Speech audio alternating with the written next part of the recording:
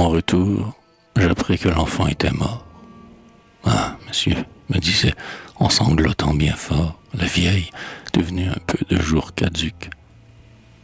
Quand on perd à mon âge un enfant qu'on éduque, c'est trop dur. Et bientôt j'en mourrai. Dieu merci. Je ne sais pas pourquoi je reste encore ici. Car je perds la mémoire, un rien me bouleverse, et je n'ai plus la tête à mon petit commerce. Autrefois, si j'étais âpre à gagner du pain, c'était pour partager avec mon chérubin. Maintenant, mon chagrin me nourrit. Que m'importe le reste. Voyez-vous, je suis à moitié morte. J'aurai 100 ans, monsieur, que je serai moins bas. Un client qui me prend tous les jours les débats, un bien brave homme, allez, qui plaint les misérables, m'a promis de me faire admettre aux incurables. Eh bien, soit, j'irai la mourir un de ces jours.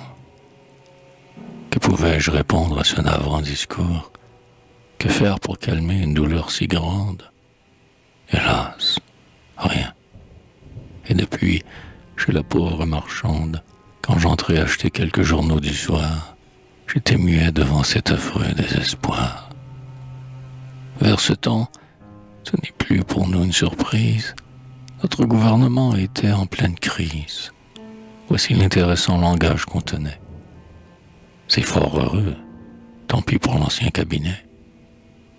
Il subit justement la loi de la bascule.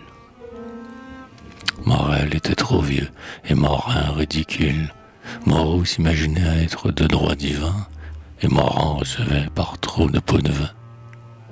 Tandis que, parlez-moi du nouveau ministère, Dubois est éloquent et Dufour est austère. Malgré ses tristes mœurs, ses deux serments trahis, Dupont, par ses talents, honore son pays. Dupuis est fin, Durand est loin d'être une bête.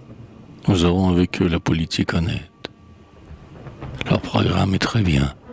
Que donne mon journal? L'ordre et la liberté. C'est fort original. Ces gens-là n'iront pas commettre une imprudence.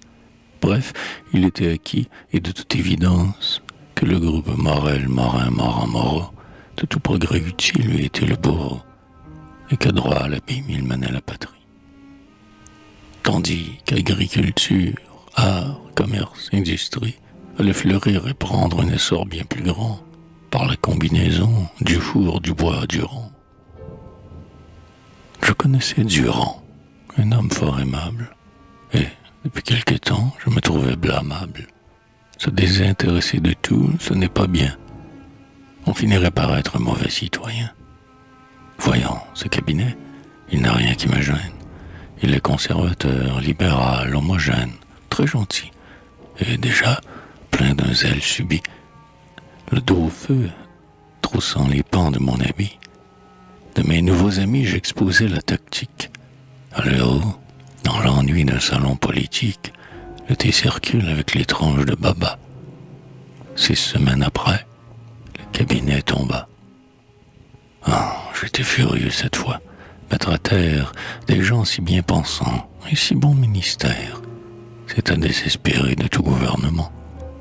Et maudissant le vain besoin de changement qui, ce jour-là, venait de troubler les cervelles, levé de très bonne heure, avide de nouvelles, j'allais chez ma marchande acheter le journal. Paris avait été plus que moi matinal. Il ne restait plus rien qu'un siècle de la veille. Je fus stupéfait en regardant la vieille, car je lui retrouvais l'air joyeux qu'elle avait, les jours de gain, du temps que son enfant vivait. Le pauvre mort, pensais-je en mon humeur stupide, est oublié, ce n'est qu'une femme cupide. Mais, devant mon regard, l'aïeul avait compris.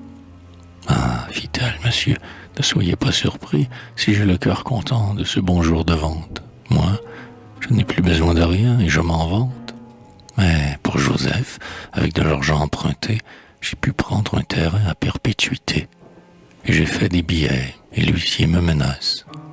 Puis, si vous pouviez voir son coin à Montparnasse, un vrai jardin, je vais prier là tous les mois. Ça me coûte bien cher, mais aussi quand je vois son tombeau tout couvert de fleurs et de verdure, il me semble que c'est ma prière qui dure. Je lui serrai les mains, honteux de mon soupçon. Et depuis lors, ayant médité la leçon, je suis tout consolé quand un ministre tombe, car ces jours-là, l'enfant a des fleurs sur sa tombe.